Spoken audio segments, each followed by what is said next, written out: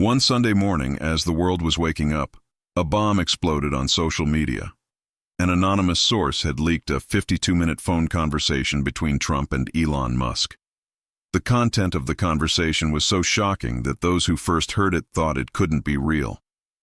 But when voice analysis experts confirmed the recordings were 100% authentic, all hell broke loose. Here are the behind-the-scenes truths of that conversation. On the morning of May 12, 2025, at 6:27 a.m., a sound file shared by an unknown Twitter account reached 17 million listens in just a few hours. The user with the handle @TruthLeaks2025 claimed that the audio recording, published with the title "Secret Conversation That Will Shape the Future of America and the World," was a phone conversation between Trump and Elon Musk that took place on April 28, 2025. The audio recording began with Elon Musk saying, "Hello, President Trump." Trump's response in his distinctive voice was clear. "Elon, how are you doing, buddy? Finally, we can talk on a private line." In the first few minutes, the conversation appeared to be an ordinary greeting and small talk, but it soon evolved into striking topics. While Musk was talking about SpaceX's new rocket technology, Trump suddenly changed the subject. "This Mars project is great, Elon, but I think what we really need to focus on is China's new satellite systems. According to information I received from the Pentagon, the latest satellites they've placed in orbit aren't just for communication purposes." This sentence was the first bombshell that shocked listeners.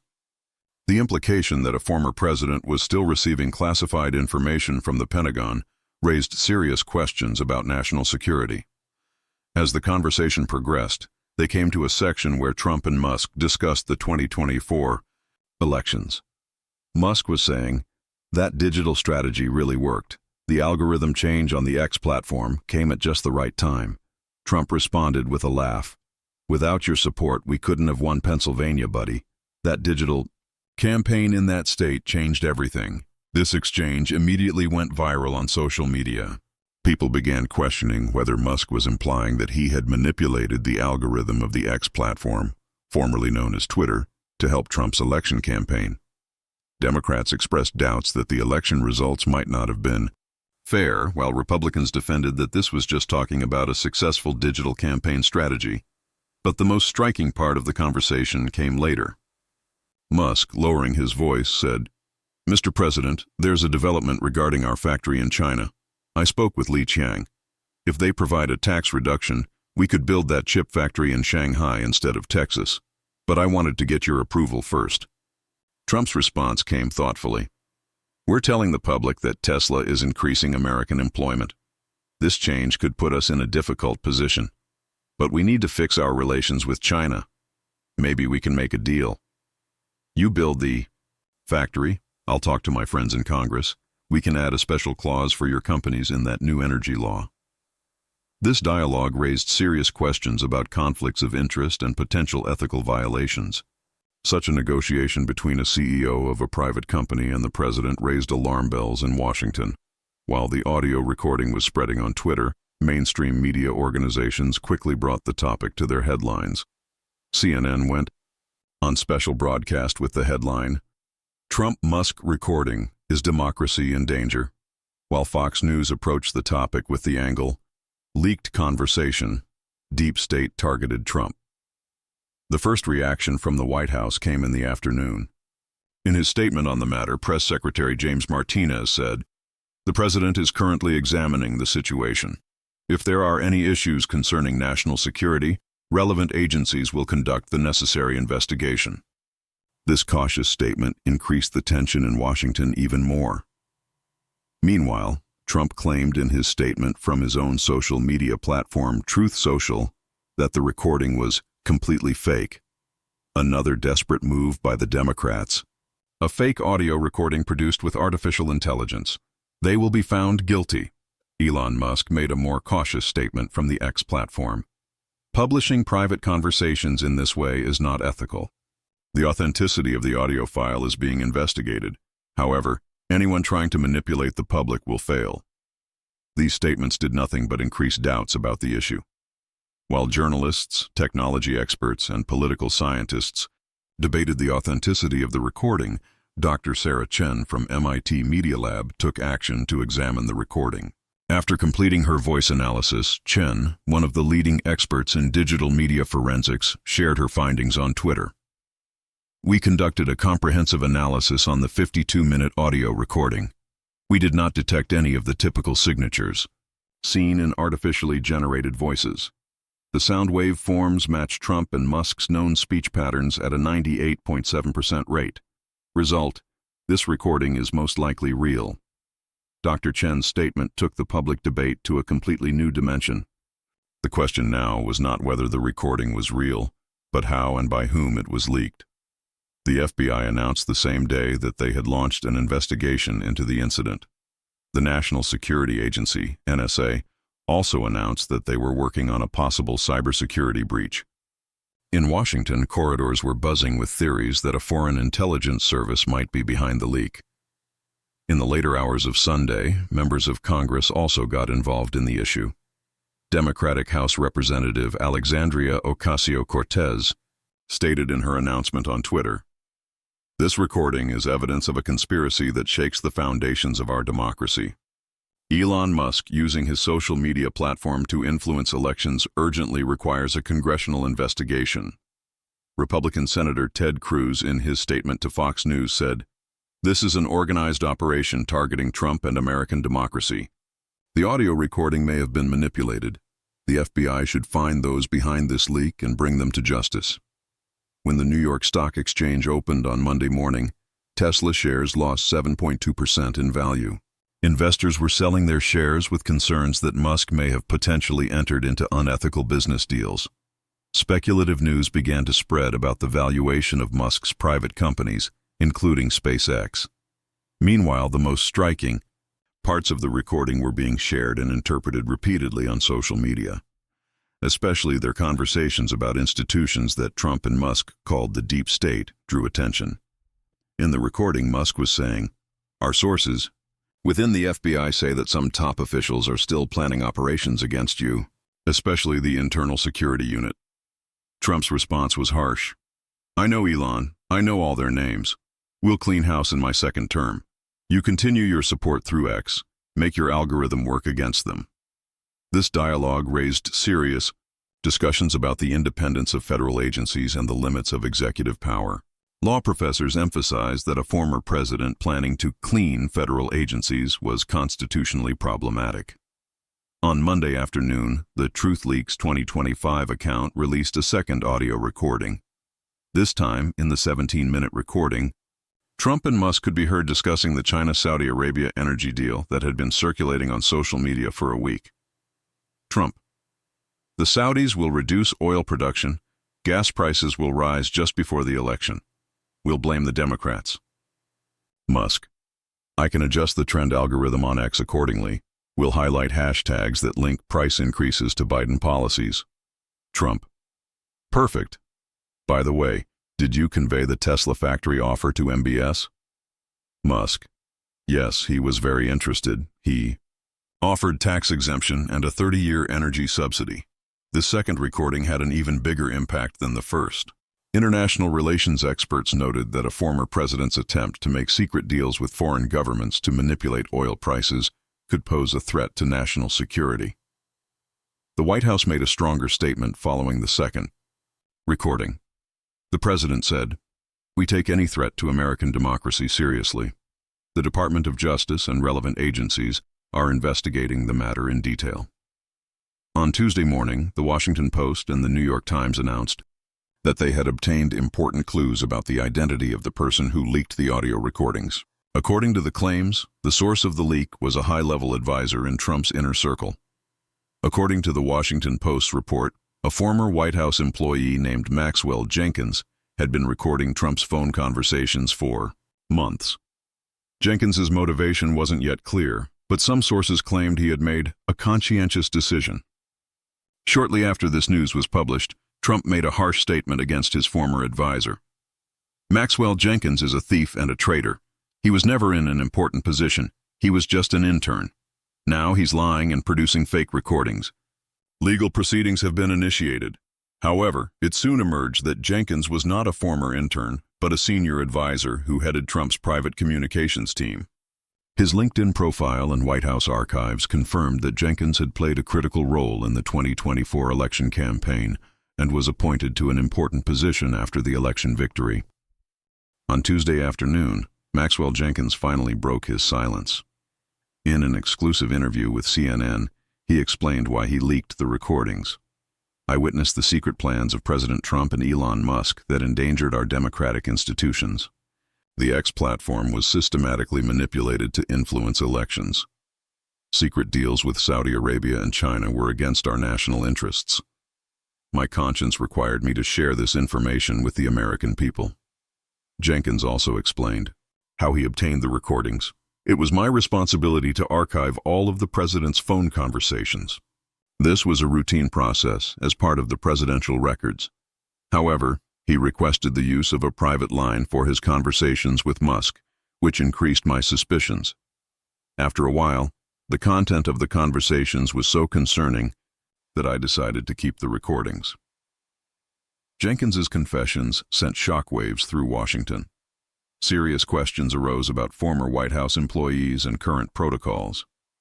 The issue of how presidential records are kept and who has access to them came to the agenda of Congress. On Thursday evening, Trump responded to the latest audio recording.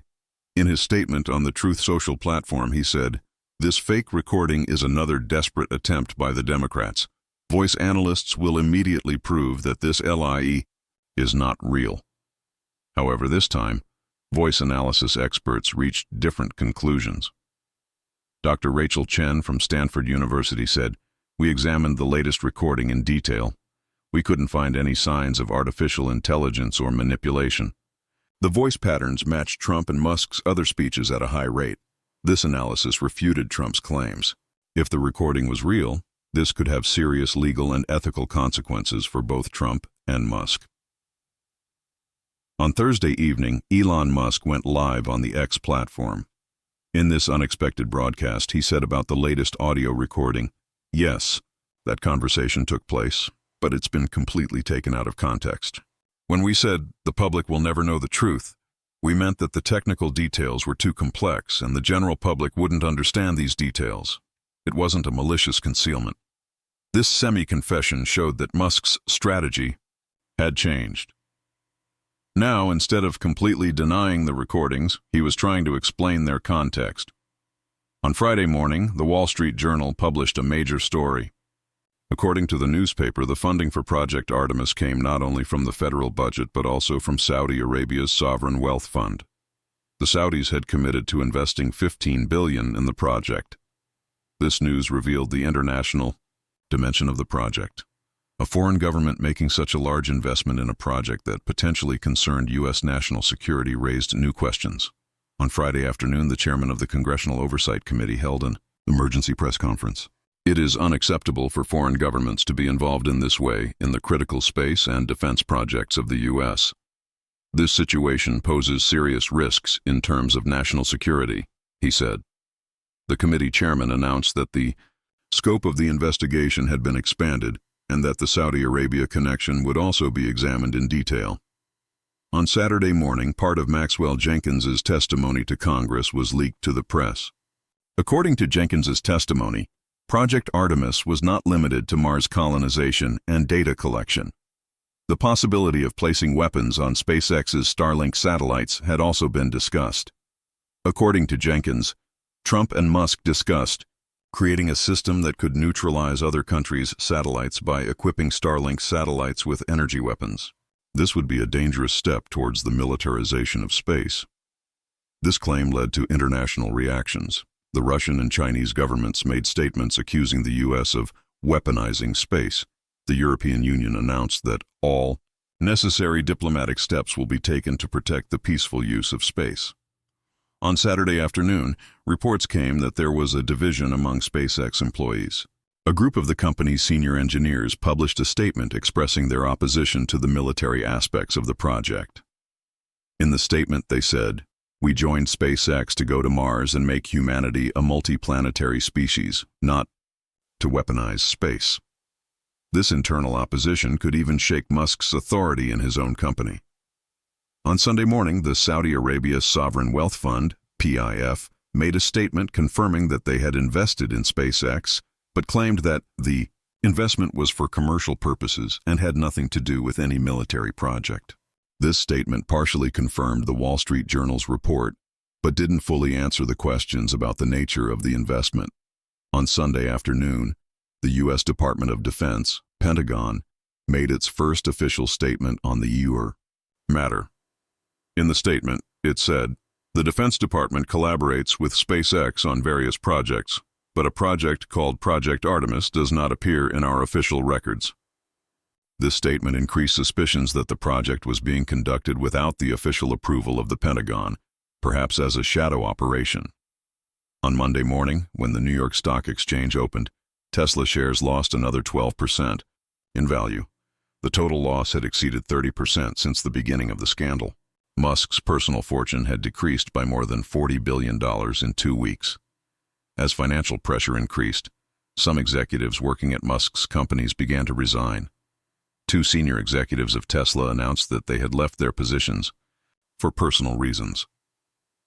On Monday afternoon, the cooperation with foreign powers charge against Maxwell Jenkins was dropped.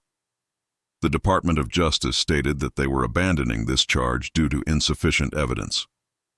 This was a development that increased Jenkins's credibility. On Tuesday morning, the chairman of the Senate Intelligence Committee made a statement saying that Project Artemis poses serious risks to our national security and is open to foreign interference. The committee chairman emphasized that the project was kept outside normal oversight mechanisms by the Trump administration and that this set a dangerous precedent for our democracy. On Tuesday afternoon, Elon Musk made a new statement on the X platform. Project Artemis is critically important for the future of humanity. Yes, we made mistakes and some aspects were kept secret, but our intention was always for the benefit of humanity. I will testify to Congress on June 7th and answer all questions honestly. This statement showed that Musk had now changed his defense strategy. Instead of denying, he was acknowledging mistakes but emphasizing his good intentions. On Wednesday morning, in an interview with Fox News, Trump's former national security advisor John Bolton claimed that Trump was aware of Project Artemis during his presidency, but didn't know all the details of the project. Bolton said, "The president wanted to strengthen American leadership in space. Musk's vision was compatible with this. However, the components of the project potentially aimed at weaponization were not within my knowledge." This statement was trying to partially alleviate Trump's responsibility, but still confirmed that the president knew about and supported the project. On Wednesday afternoon, Maxwell Jenkins gave another exclusive interview to CNN. In this interview, he explained in more detail Trump and Musk's relationship with Saudi Arabia. According to Jenkins, in return for the Saudis' $15 billion investment, they would be offered special access to Starlink technology and data analysis capability. This could allow the Saudi government to monitor its own citizens and other countries in the region. This claim deepened the ethical issues of the project. Human rights organizations highlighted the poor human rights record of Saudi Arabia, emphasizing that giving such technology to this country could have serious consequences. On Thursday morning, an important announcement came from the Department of Justice. The department announced that it had launched a comprehensive investigation into Project Artemis. The investigation covered national security risks, foreign influence, and possible illegal activities. This showed that the scandal was now not just a political issue, but also the subject of a criminal investigation. On Thursday afternoon, some of SpaceX's employees began a work stoppage protest. Hundreds of workers at the company's facilities in California and Texas held protests with the slogan, "Peaceful Space." The leaders of the action stated that SpaceX's vision was to go to Mars and secure the future of humanity, but the company is now being dragged into a project aimed at weaponizing space. This internal opposition was weakening Musk's position within the company. On Friday morning, a new statement came from the White House. The president announced that he had ordered a detailed examination of the components of Project Artemis, and that any activity that could endanger the peaceful use of space will be stopped. This statement clarified the current administration's approach to the issue. The president was ready to completely stop the project started during the Trump era. On Friday afternoon, one more audio recording was released from the TruthLeaks 2025 account. This time, the recording was taken from a meeting Trump and Musk had with Saudi officials. In the recording, the head of the Saudi Sovereign Fund was saying, "You guarantee that we will have the right to use this technology in our region, correct?" Trump's answer was clear. "Of course. In return for your investment, you will have full access to the technology. How you use it is up to you." Musk also confirmed, "Our technical team will optimize the system according to your needs." This recording further highlighted the international effects and ethical problems of the project. Human rights advocates drew attention to the dangers of giving surveillance technology to an authoritarian regime. On Saturday morning, the Saudi Arabian government issued a statement denying the audio recording. The statement claimed that such a meeting did not take place and that the recording is completely fake. However, voice analysis experts indicated that the recording was likely to be genuine. A team from MIT announced that the voice waveforms were consistent with natural speech patterns and did not carry known traces of manipulation. On Saturday afternoon, the U.S. State Department urgently called the Saudi Arabian ambassador to Washington for a meeting. The details of the meeting were not disclosed, but diplomatic sources stated that the department had conveyed its serious concerns. This move showed that the scandal was now affecting international diplomacy. On Sunday morning, Trump made a new statement claiming that the deal with the Saudis was completely legal and in accordance with U.S. interests. However, this time he did not directly deny the authenticity of the audio recording. Trump said, "As business people, it is normal to meet with global investors. Saudi Arabia is a strategic ally, and technological cooperation is beneficial for both countries." This statement showed that Trump's strategy had changed. Now, instead of denying the recordings, he was trying to legitimize their content. On Sunday afternoon, SpaceX's board of directors held an emergency meeting. In the statement made after the meeting, it reiterated its commitment to the company's mission and values and emphasized that it supports the peaceful use of space. However, the statement did not indicate any change in Musk's CEO position. This showed that the board still supported Musk. On Monday morning, the U.S. Securities and Exchange Commission, SEC, announced that it had launched an investigation into Tesla and SpaceX. The investigation covered whether investors were given false information and improper use of company resources. This development opened a new legal front for Musk's companies. SEC investigations usually take a long time and can result in large monetary penalties. On Monday afternoon, Elon Musk made a surprise announcement from the X platform. "Before my congressional testimony on June 7th, I will share all the details of Project Artemis with the public. I will do a live broadcast on X tomorrow at 7 p.m. We will publish all documents. It's time for full transparency." This move showed that Musk was trying to regain control. He wanted to create his own narrative before testifying before Congress. On Tuesday morning, another major protest was held in Washington. Thousands of people carrying banners reading "No to Weaponizing Space" and "No to the Surveillance State" marched between the White House and Capitol Hill. The protest was organized by civil society organizations, digital rights advocates, and peace activists. Among the participants were employees of technology companies. On Tuesday evening, the anticipated live broadcast took place. Elon Musk spent 2 hours explaining all aspects of Project Artemis and shared many documents on screen. Musk's presentation consisted of 3 parts. Mars colony. Musk detailed his vision of establishing a permanent human presence on Mars. The plan was to send the first humans to Mars by 2030 and establish a self-sustaining colony by 2050. Expanded Starlink network. Musk explained that the capacity of the existing Starlink satellite network would be increased and its global coverage expanded. This would not only provide internet access but also offer data collection and analysis capabilities. Strategic applications. Musk acknowledged the strategic uses of this technology. These included monitoring climate change, predicting natural disasters, and some applications related to national security. In the final section, Musk said, yes, this technology could theoretically be used for surveillance, and yes, it theoretically has the potential for weaponization in space. However, as SpaceX, we are committed to using this technology for peaceful purposes. This confession confirmed the public's concerns. The technology indeed had surveillance and potential weaponization capabilities, just as Jenkins had claimed. Musk also confirmed the deal with Saudi Arabia. Yes, the Saudi sovereign fund invested in the project. However, this was just a commercial agreement. We will not allow misuse of the technology. At the end of the live broadcast, Musk made one more unexpected announcement. We made mistakes in this process. We weren't transparent, and some decisions may be ethically questionable. I apologize for this, but our vision is still valid, to make humanity a multiplanetary species and find technological solutions to the great problems we face. This apology was aimed at somewhat improving Musk's image, but it was inadequate in addressing the fundamental ethical and legal issues of the project.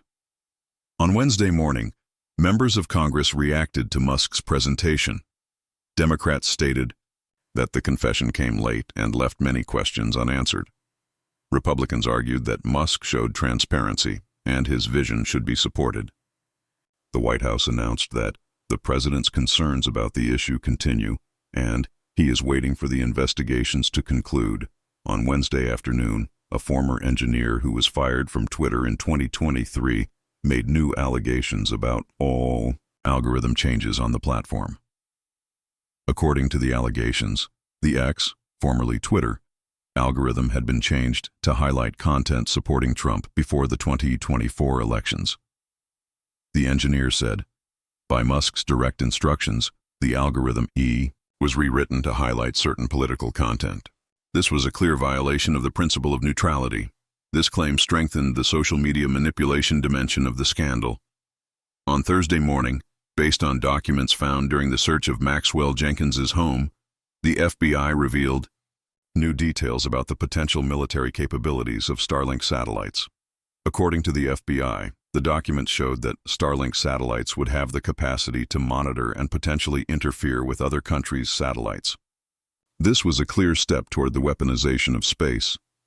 This statement led to new concerns in the international community. The United Nations Security Council decided to hold an urgent session to prevent an arms race in space. On Thursday afternoon, a high-level official from Trump's former administration spoke to the Washington Post on condition of anonymity. According to the official, Trump knew and supported the military potential of Project Artemis. His goal was to gain superiority over China and Russia in space. This confession confirmed that Trump knew about and approved the military aspects of the project. On Friday morning, June 7th, the anticipated day arrived. Elon Musk came to Washington to testify before the Congressional Oversight Committee. Musk was dressed in a black suit, looking more formal than usual. The testimony took place behind closed doors, but the transcribed text was later shared with the public. Musk answered the committee members' questions for 6 hours.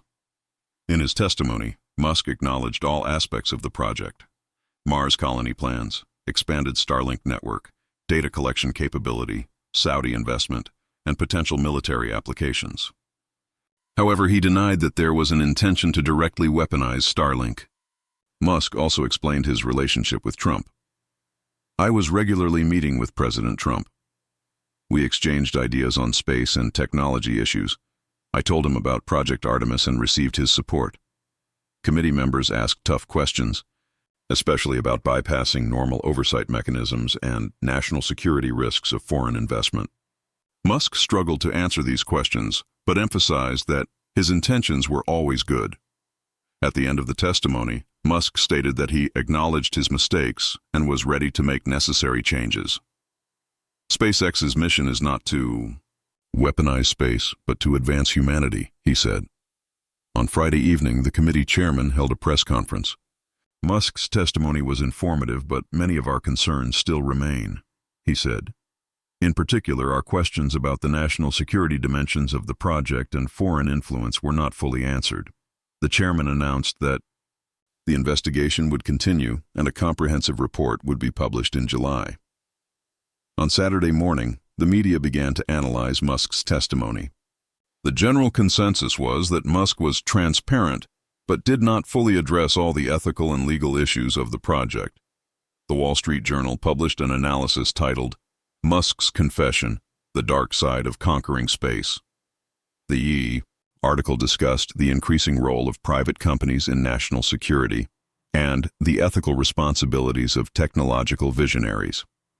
On Saturday afternoon, Trump responded to the allegations about him. In an interview with Fox News, he said, "I supported Project Artemis because I want America to be a leader in space. But I didn't know the details of the project. I left the technical issues to Musk." This defense was not found very convincing. The audio recordings showed that Trump knew about and even encouraged the military potential of the project. On Sunday morning, Maxwell Jenkins appeared on 60 Minutes. In this comprehensive interview, Jenkins explained in detail why he leaked the audio recordings. Trump and Musk's plans weren't just about going to Mars or providing internet. They were about starting an arms race in space and establishing a global surveillance network. This posed a serious threat to our democracy and world peace. My conscience required me to share this information. Jenkins also explained how he obtained the recordings. While working on Trump's communications team, it was my job to archive all conversations. However, he requested the use of a private line for his conversations with Musk, which increased my suspicions. As I listened to the recordings, I understood the scale of the plans and their potential dangers. This interview strengthened Jenkins's motivation and credibility. Public opinion polls showed that 65% of Americans saw Jenkins as a hero. On Sunday afternoon, SpaceX's board of directors made an important announcement. Elon Musk would retain his CEO position, but the company's strategic decisions would now be approved by an independent ethics review board. This decision showed that Musk's control power was being restricted. The board of directors was creating a balance mechanism to protect the company's reputation. On Monday morning, a final statement came from the White House. The president announced that the military components of Project Artemis have been stopped, and new regulations will be introduced to guarantee the peaceful use of space. The statement emphasized that the vision of space exploration and Mars colonization is supported, but weaponization of space will not be allowed. The president also announced that a new federal agency would be established to oversee the activities of private space companies. This decision was one of the practical consequences of the scandal. From now on, private companies, especially in projects concerning national security, would be subject to stricter oversight. On Monday afternoon, Elon Musk reacted to the new regulations. In his statement from the X platform, he said, "Excessive regulation stifles innovation. If we want to go to Mars, we have to take risks and move quickly." However, this time Musk's message did not receive as much support as before. In the comments section, users emphasized that safety and ethical values are more important than innovation. On Tuesday morning, the CEOs of major technology companies issued a joint statement. In the statement signed by the leaders of Apple, Google, Microsoft, and Meta, it was emphasized that technological progress should take place within ethical boundaries, and especially in projects concerning national security, the importance of transparency. This statement showed that the technology industry was moving away from Musk. Musk was now isolated from other leaders in the sector. On Tuesday afternoon, NASA announced that it would review its collaboration with SpaceX in the Artemis program, which shares a name similarity with Musk's project, but is different. The NASA administrator stated, "We expect all our partners to comply with our ethical standards." This meant that potentially billions of dollars in contracts were at risk for SpaceX. On Wednesday morning, the New York Times dropped one more bombshell. The secret clause of the Trump-Musk deal, Space Force control. According to the report, Trump had promised Musk the authority to shape the technological infrastructure of the Space Force, which would be established during his second presidential term. This claim meant that Trump was planning to direct federal resources to a private company, a potential conflict of interest and ethical violation. On Wednesday afternoon, another official from Trump's former administration spoke to the Washington Post. According to the official, Trump was thinking of putting Musk at the head of the Space Force. He greatly valued Musk's vision and technological expertise. This statement showed that the relationship between Trump and Musk was not just commercial, but also political and strategic. On Thursday morning, the Senate Armed Services Committee announced that it had launched an investigation into the structure of the Space Force and its relationship with private companies. The committee chairman said, "We need to ensure that our military structure is not influenced by private interests." This investigation represented a new dimension of the scandal. The relationship between military contracts and private companies would now be examined in more detail. On Thursday afternoon, SpaceX's shareholders held a private meeting to discuss Musk's position in the company. The details of the meeting did not leak to the press, but it was reported that some major investors were concerned about Musk's management style and the damage the scandal had done to the company. This showed that even Musk's position in his own company might be in danger. On Friday morning, all charges against Maxwell Jenkins were dropped. The Department of Justice decided that Jenkins had acted in the public interest and should be evaluated in whistleblower status. This decision meant the official recognition of Jenkins's righteousness and received widespread support from the public. On Friday afternoon, a new investigation was launched into Trump. This time, the investigation included allegations of using presidential powers for personal interests and inappropriately directing federal resources. In his statement from social media, Trump characterized the investigation as a political witch hunt and claimed that all his decisions were made in America's interests. On Saturday morning, the cover of Time magazine, to be published in early July, was leaked. On the cover were the silhouettes of Elon Musk and Donald Trump standing in Mars's red atmosphere. The title was striking: "Dangerous Visions, in whose hands should the future of space be?" This cover showed that the scandal had now become part of popular culture. The Trump-Musk relationship and Project Artemis were at the center of a broad cultural discussion. On Saturday afternoon, SpaceX employees announced that they had formed a group called the Peaceful Space Initiative. The group would work to stand against the militarization of space and ensure the company returns to its original mission. This internal organization showed the cultural change within SpaceX.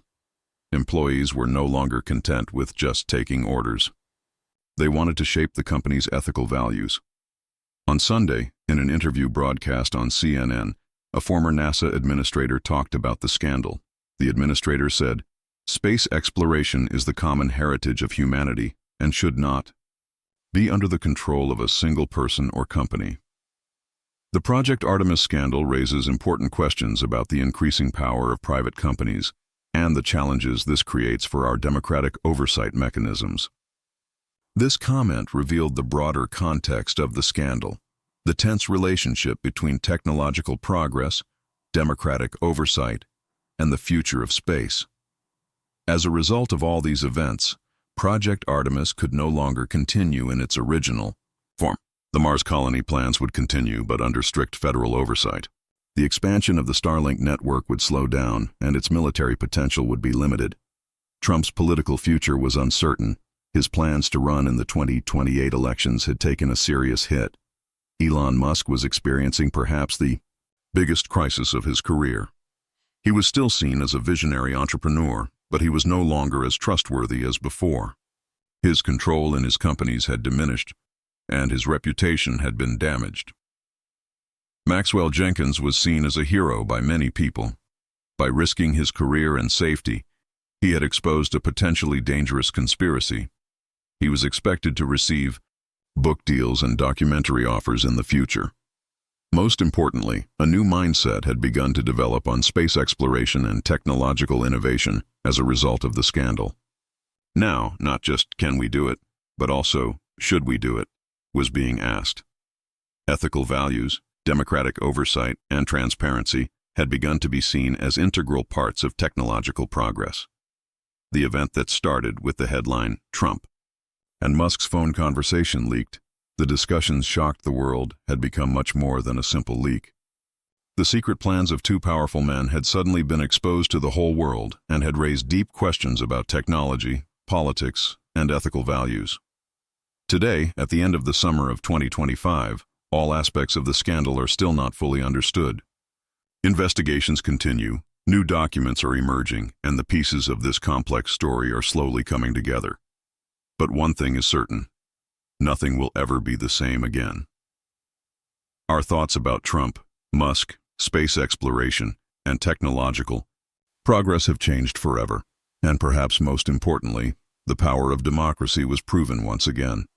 The courage of a single person could expose the secret plans of even the most powerful people, and truth ultimately prevailed. The discussions shocked the world, said the first news reports. Now those shockwaves continue to show their effect and are shaping our future.